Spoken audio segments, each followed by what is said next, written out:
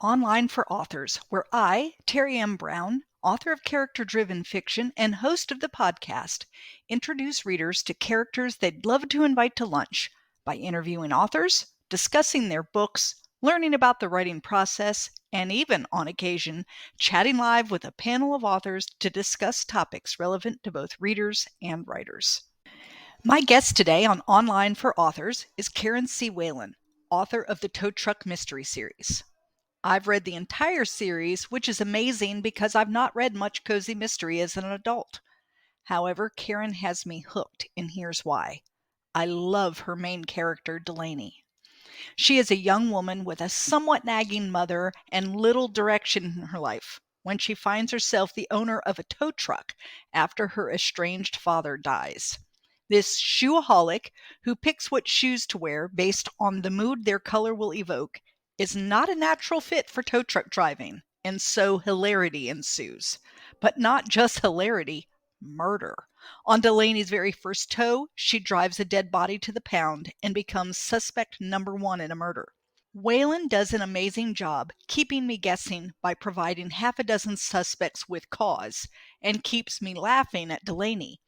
However, the most impressive part of the series is how Whalen develops Delaney into a well-rounded character. She's way more than a ditzy shoe lover. We follow her through guilt over her father, anxiety about whether she is good enough, and compassion toward others. Simply stated, I'm in love with Delaney Moran, and I'm sure you will love her too.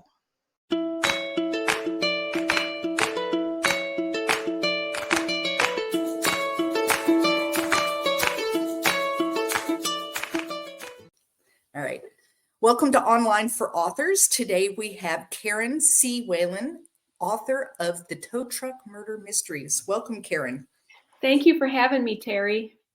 I'm super excited to have you. I have read a couple of your tow truck mysteries. I actually have read the bookends. I've read the first one, and I have read your most recent one, and I've loved them. But before we really get into it, why don't you tell us a little bit about the tow truck mystery series in general, like what it is people would be getting into if they decided to pick up number one and read on through. Okay. Well, the main character, protagonist, is a 28-year-old woman that had never even changed a tire before, but she inherited a tow truck from her absent dad. And as a way to connect with him and as a way to be her own boss, she decided to go ahead and try working the tow truck business. But on her very first tow, she forgets to change out of her high heels and doesn't have a spare pair with her. And so she tows wearing high heels and becomes known on the internet as the high-heeled tow truck driver.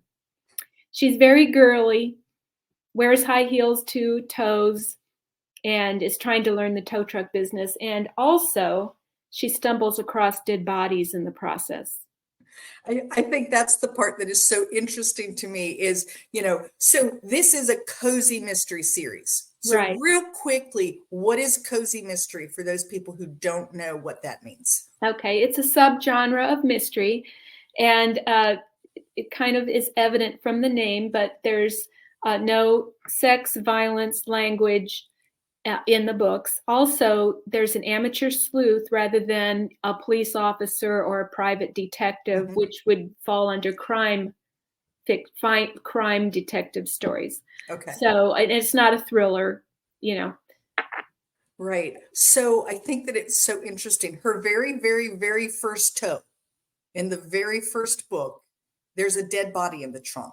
Right. And then it just never gets better for her. She's just always seeing dead bodies. And I think it's interesting. You have her friends sometimes kind of look at her sideways, like not another one. Right. Right. Which I think is great because in real life, that's what I'd be thinking if I had a friend that kept, stumbling onto dead bodies. Well, the Murder, She Wrote series on television years and years ago, 40 years ago, something like that. It took place in Cabot Cove, and there was a joke, and it was amateur sleuth. And there was a joke, don't go to Cabot Cove because you'll be murdered, right? It's a tiny town. And that's another thing about cozy mysteries. The setting usually takes place in a small town. And where is the setting of the tow truck mystery series? It's in a made-up city. Made-up city, okay.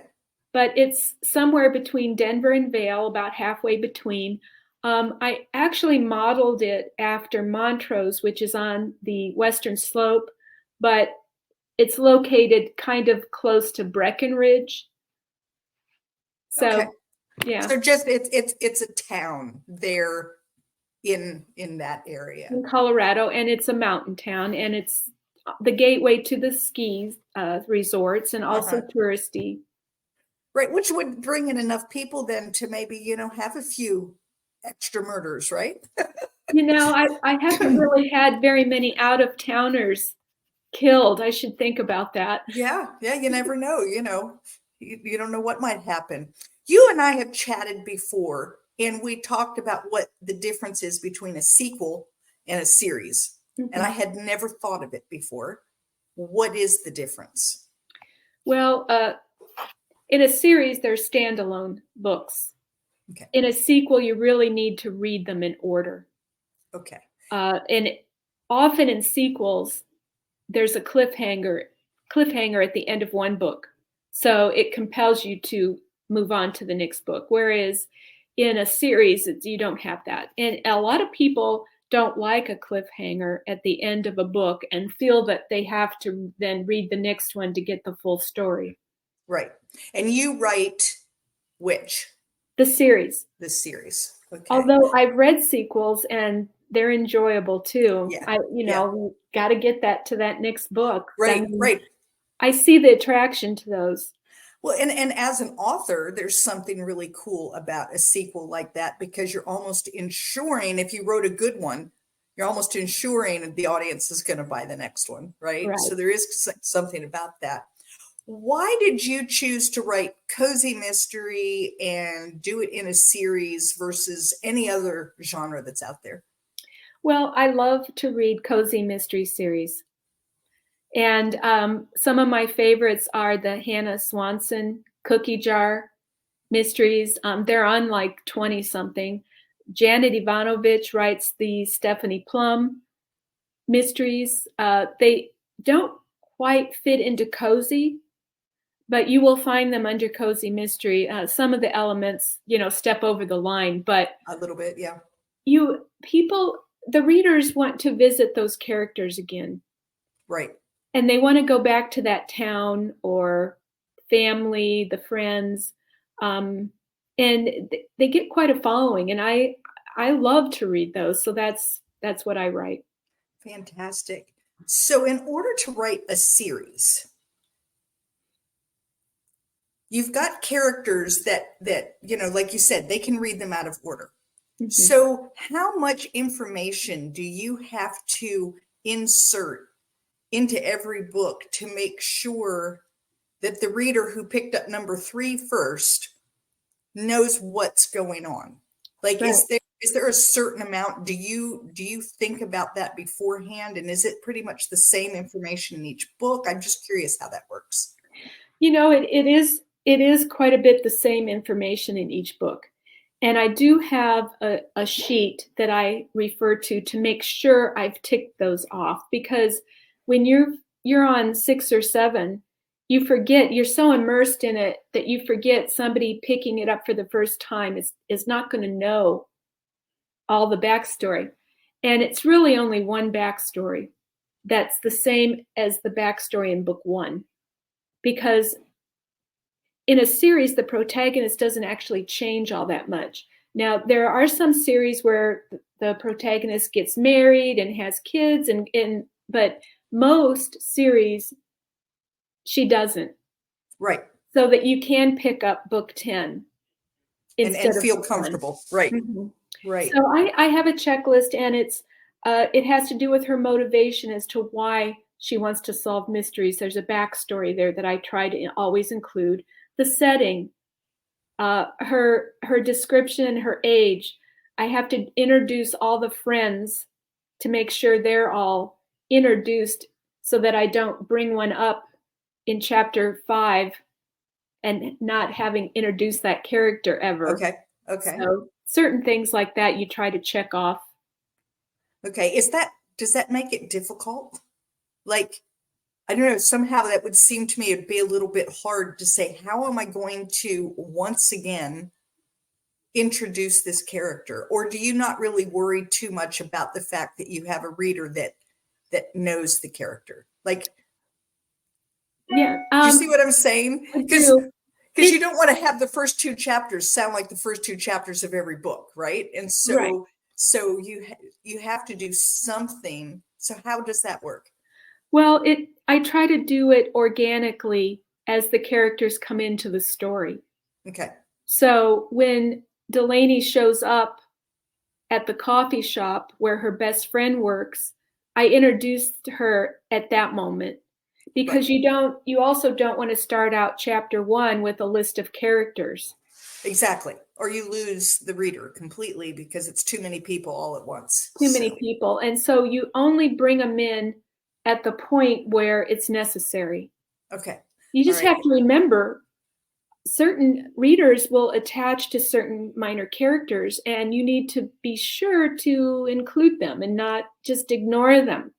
Okay. Okay. So when you've introduced a character in book 1, do you ever introduce, I mean, I know you introduce new characters if they are part of the murder, but do you ever introduce a new character, like maybe a new love interest or a new friend or a new boss or a new? Does that happen?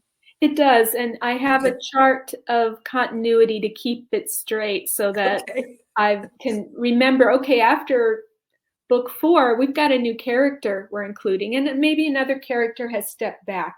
Okay. Yeah, that was my next question is do you ever eliminate a character? Like, do they move away or they're no longer friends or whatever? I don't So, really eliminate them unless they turn out to be the murderer, yes. and that can happen. But I do, some books just don't, some characters just don't enter into the story. Right. I don't Right. ever force that. Okay. So that's a little more organic as to how the story is Right. going and whether or not that character becomes part of it. Yeah. Awesome. I'm really curious. Why tow trucks? Well, I worked at a law firm as a paralegal for 30 years in Denver, Okay. and we represented tow truck companies. So I got to know some tow truck drivers, and they're very colorful characters, at least the ones I got to know. I'm sure not all of them are, but they're very colorful, and they're the, underappreciated heroes on the highway, seriously. They rescue people, they help stranded motorists, and they risk their lives on the side of the road. Oh, yeah. Oh, yeah. So I thought it would make an interesting character, and I wondered, all the tow truck drivers we represented were men, and Mhm. that was, I don't know if it was a coincidence or what. There are very few women in the business, though. Right. So I wondered, what if I had a woman tow truck driver? What if she was young? What if she was really girly and wore high heels? And voila, that's where I came up with the story. And, It- it helped to know a little bit about the business too from Right. my job. So Since writing this series, have you had any interaction with female tow truck drivers? yes, I have. Have you? So I was contacted by a couple female tow truck drivers on social media. Oh, how fun. And one of them I really, really connected with. And I send her scenes from books that I'm working on just to make sure that they're accurate, that I've got the terminology right, Right. that this is something that is practical that could happen. And she's, massaged it for me. Oh, awesome. So have there been times that you have sent her a scene that she's come back and said, there's absolutely no way that could happen? No, but she did say it's a stretch to expect a female tow truck driver to wear high heels. Yes. Well, yes, it is a stretch. You do have her, though. She has she has like fluffy boots that she pulls on. Yes. Yes. Yeah. So. And also I did a lot of research on tow trucks. There are more than one kind. And the kind that my protagonist, by the way, her name is Delaney, the kind that Delaney drives has a remote control in the cab that has a hydraulic boom and some claws that come out and grab the tires. And it's often used by repo agents. Okay. Okay. It's not really meant for cross-country towing. Okay. So she can operate that tow truck without getting out of the cab. And that was one way I could have her wear high heels. Right. She didn't have to be out mucking up under cars or whatever. So. Although she does find herself doing that. Yeah. Because there's always situations in which you can't quite get to where you need to be or do what you need to do. Mm-hmm. I think in the first book, you talk a lot about which tow trucks can do which things, right, and how she learns very quickly that there are certain tows that she cannot do. Right. So she learns what questions that she has to ask when she gets a call to find out whether or not she has the equipment that can help that driver. I found that to be very interesting because, I don't know, in my mind, a tow truck was a tow truck was a tow truck.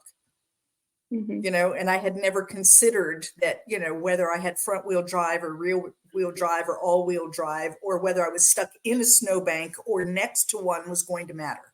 Yes. So yeah, it was very interesting. So the high heels, you just were thinking, what would it be like to do high heels? Or did you think about other, like the idea of ever putting a tow truck driver in high heels, just, I don't know that it would have ever come to me. So I'm just curious, like, how did that evolve?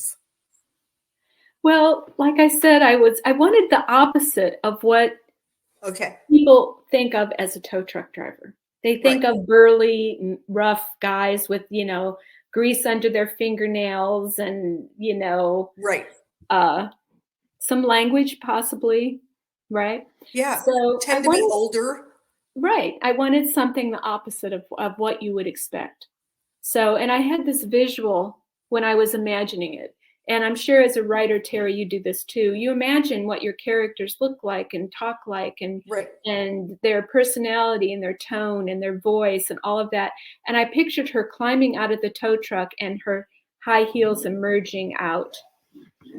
And you said, that's it. That's it. That's Delaney. All right. So you also have another series. Tell us a little bit about it.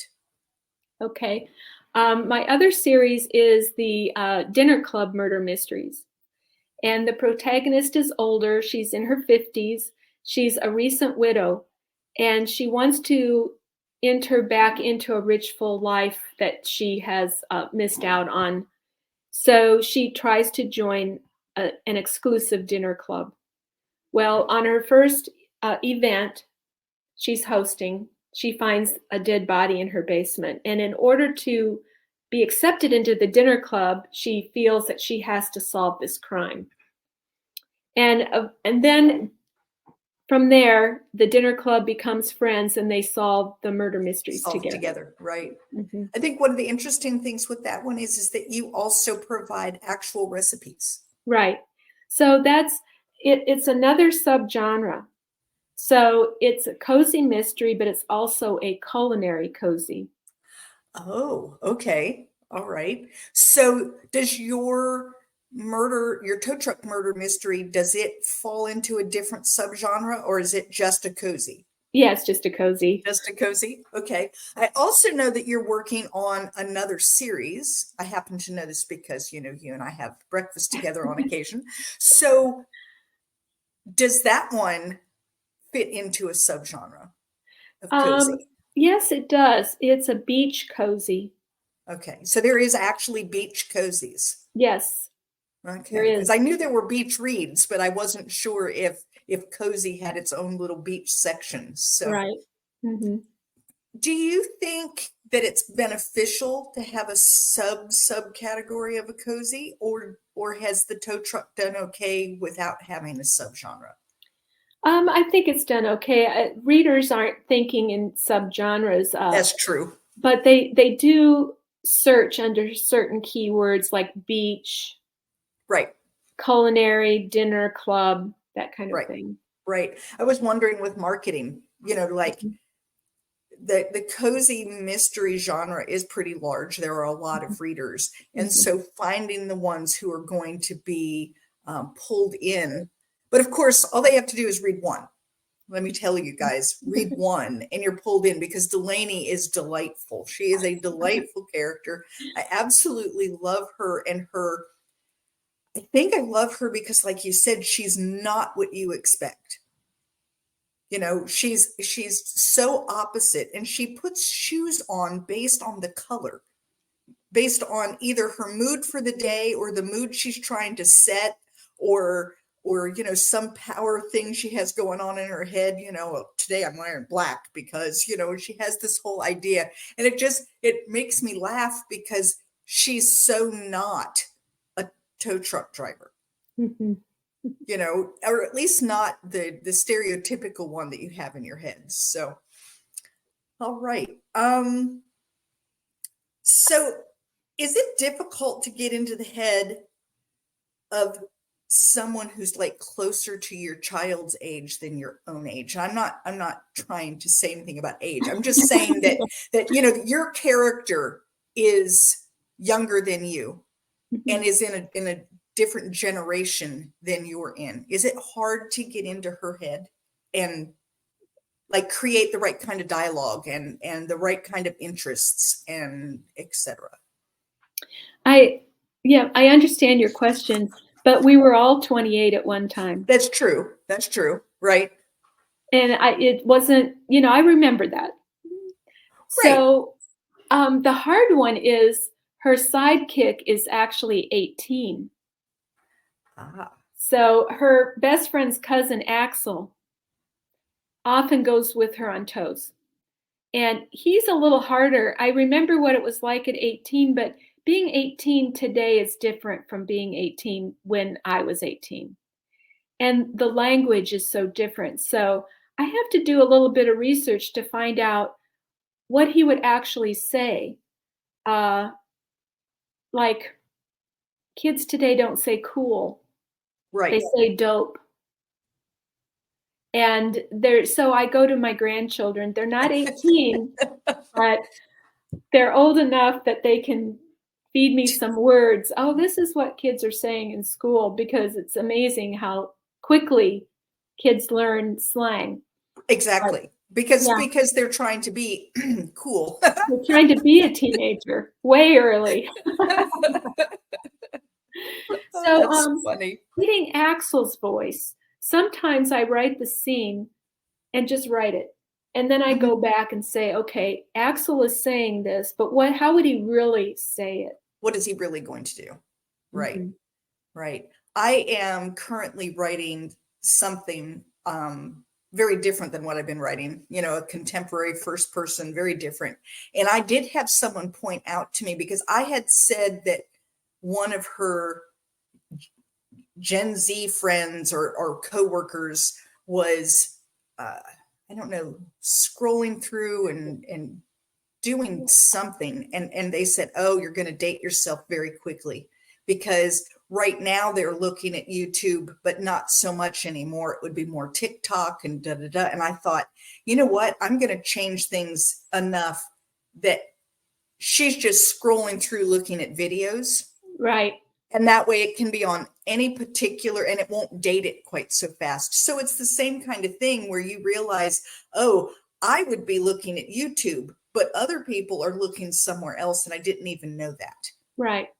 And, and you want to be specific in your writing, but in some cases it's better to be vague and just say social media. Right. Because social media is not likely to go anywhere for a while. Right. Which ones may? Right. Right. I mean, TikTok is huge right now, but next week it could be something else. And so, yeah, I agree. And also, you don't want to give too much slang. Right. Because that changes pretty quickly. So my 18-year-old, it fits him. And, even if the words are going to go out of style, but my protagonist, she has more mainstream dialogue. And I think that will stand the test of time. Well, and with Axel and his words, it fits him so well that even if he were dropped into a time 20 years from now, you can still see him using those words. Like that's who he is. Right. Right. And so, and I like the fact that you said Delaney she's obviously her age, and you know that from things that she does and says, but it isn't so much a language or specific social media or specific movies or anything along that line. It's far more, you just know the age. Mm-hmm. You understand from like her dating habits and other things where she is. So other than Delaney, who is your favorite character? Well, it would be Axel. Is it? Yeah, the scenes between the two of them seem to come alive for me, and they're very easy to write. And I find myself wanting to bring him back in to the story often. Okay. They seem to have a real good dynamic. Other than that, it would probably be her love interest. Those scenes are fun to write too. Right. She doesn't stick with one love interest. Is that correct? Right. Because that would be boring. Yeah. You wouldn't want that. So you are on book number what right now? Which one did you brought out Friends Come to Call, which is book number 4? It's 4. Mm-hmm. Book 5, Stiletto to the Pedal, comes out next spring. Awesome. And then the next one is under contract. It'll probably be out at the end of next year. Okay. And do we have a name for it yet? Booty in the Backseat. Booty in the Backseat. So that's 6. Do you intend to go further than that with this one? Right. I have 7 written. Let's see. Fear in First Gear. Okay. And I'm working on 8. All right. Fantastic. And how long do you see this series going? Like, do you have an endpoint in mind, or if you just come up with another idea, you'll keep going? I'll just keep going until I get tired of it. Right now, I'm enjoying the characters. Right. So I will just keep going.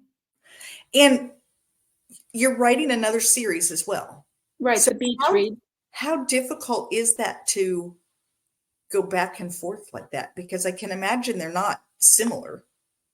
Right. The beach read has a totally different voice. Okay. So, and I tend not to write them necessarily at the same time. So I finished the beach read and I set it aside. Okay. And I went back to the tow truck, and it takes me a little bit to get back into Delaney's head. Right. Because switching back and forth between characters, I don't know if you do it, but I do. When I'm writing, I'm becoming the character whose voice I'm portraying at that time. And if I have a book with a couple points of view or different characters, I mean, I'm changing, and I have to now I'm getting into this character, and now I'm getting into this character. So you'd have to do the same thing. It would be similar. Changing. It's similar. Yeah. Mm-hmm. Yeah. Where it's like, wait a minute, this is Delaney. I'm in Delaney's, let me channel Delaney. Right. Wonderful. Do you ever see yourself writing anything other than cozy mystery? I really don't. At least not right now. Yeah. And I tend to read cozy mystery. Now, once in a while, I'll pick up a thriller, your historical fiction. Thank you. But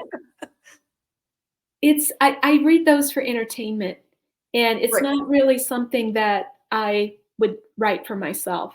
Okay. Yeah, so I like to talk to different authors. I tell people right now, I'm afraid I'm committing author suicide because I've written 3 historical fiction, and now I'm going completely off the rail and writing a contemporary women's fiction comedy kind of thing. And it's comedy with a dash of romance. I don't even know what genre to put it in at the moment.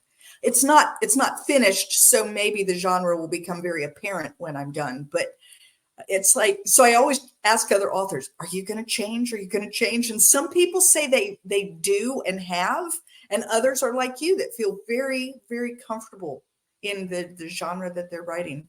Mm-hmm. I love writing historical fiction. It's not that and I probably will write another one at some time. I just had this character who insisted on being heard.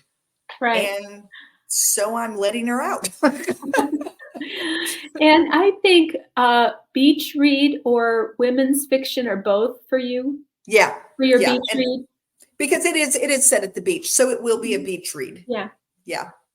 Yeah. But it's just a very different, totally different from my other books. And humorous too. Yeah, I mean, not that your other books didn't have elements of humor on occasion, but this one is meant to be funny. Right. I mean, it's about a woman in her early 50s who's recently separated and going through menopause and getting on the dating scene. And yeah, it's meant to be kind of tongue in cheek. And anyone who has been through menopause or has even heard of menopause is going to laugh at it because, you know, it pulls in all of the hot flashes and the bingo arm wings and all the things that women talk about. So it's so relatable, Terry. I can't wait. I've read the first chapter. Right. And yeah, I let it out into the world.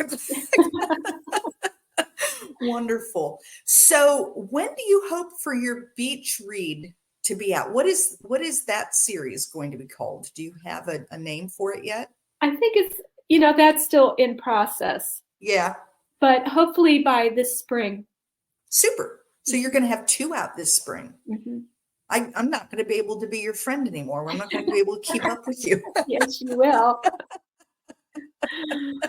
So you're having one out in the spring. Will you have out? I'm having one out in January. Yeah. And then I'm kind of hoping that maybe I can push my beach read along and get it out. But my life is so crazy right now that it's like, how do I find the time to write? I was going to try to finish that up during NaNoWriMo. Mm-hmm. And I was just pushing along and doing great. And then I got 10 days of vertigo and couldn't even sit at my computer. And so it was like, okay, well, that was blown. And now it's Christmas and then my book launch. And so I'm feeling the heat, but it's okay. But that's the dilemma for most writers, is finding that time. I mean, even if you write full time, there's so many distractions. Oh, yeah. And I tend to be a writer. I tell people I'm a binge writer, and I like to find like a 2-week period of time where I can be all alone, and preferably not here at my house, mm-hmm. where the laundry doesn't bother me and the dog and, no one I know because I'm not home. And I can just focus on my writing, but that's not part of my life right now. And I cannot leave my home for 2 weeks. And so it's like, I'm trying to find these times. It's hard because it's so different from how I've always written. And so it's like a new challenge. I'm into challenges. I'm writing in first person instead of third, and present tense instead of past.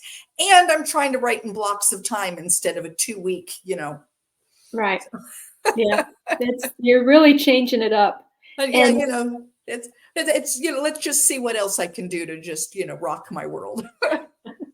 And you went from third person to first person and past tense to present tense. Present tense, yeah. Yeah. It's been, and what I find sometimes is I'll be writing and I go and read it over again and realize, oh, you slipped into third person and you have to go back and change everything up again because I so naturally write in third person. Mm-hmm. To me, it's very natural. In fact, I think that doing this, even if this book doesn't end up being anything, it has really made me stop and think about the craft of writing because I'm not doing things very automatically. I'm mm-hmm. having to really like focus my attention because it's so different from what I've been doing. And I like that. I like that idea. So when you read your cozy mysteries, are you reading them for fun, or are you reading them to come up with ideas, or a little of both? A little of both. Yeah.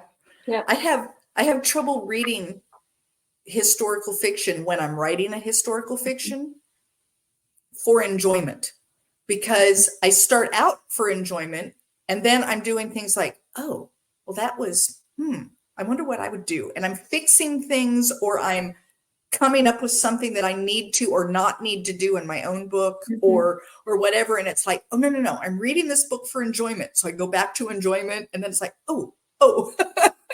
Right. So usually if I'm writing a historical fiction, I try to read a different genre. And that way, if I'm trying to read for enjoyment, and that way I do have a little better chance of just relaxing into the story. Relaxing and reading. Yeah. And just having a good read. So. Well, I totally understand that. Right now I'm plotting a book, the 8th book in the tow truck. And so everything I'm reading, I'm like very aware of, oh, that was plot point 1. Oh, that was the midpoint. This is what they did at the midpoint. And, I do that all the time. Right. It's just one of the things that writers do. And do you do that in books that are not, like when you read my historical fiction, were you also doing plot point, midpoint? Did that come out, or do you suppress that more in a different genre? I was just so wrapped up in the story. Honestly, Terry, I wasn't thinking about the plot points, and that's a good thing. That's what you want your readers to do. Oh, yeah. No. I was just curious. Yeah. Like, and that's what I think I'm doing when I'm doing reading historical fiction is I'm thinking too much about the craft of writing historical fiction. And when I read a different story that's really unrelated to mine, then I can just kind of fall in and like love the character. And it's what I did when I was reading Delaney. I mean, I read your first book, Toes on the Dash, right? Yes. I read Toes on the Dash in a day. I just sat down and I couldn't put it down, and I just kept reading it. And I loved the story, and I laughed, and I fell in love with Delaney, and I just, all the things. And not once did I think, oh, that's how she did that. Like, it didn't. And it's because the genre is so far removed. Cozy mystery and historical fiction don't have a lot in common. I mean, they do. For those people who do a lot of book analysis, I'm sure that they could, but in terms of how I'm thinking about books, they don't, there's not a lot of intersection. It's not the same kind of research, and it's not the same kind of setting, and the characters are, I don't know, do they ever do cozy mysteries that are set in historical times? Is that a sub? I think that, yes. I can't tell you off the top of my head, but yes. That would be interesting. Ooh, look at me coming up with ideas. All right. Is there anything that you wish that I had asked you that I didn't, that you would love to tell listeners today?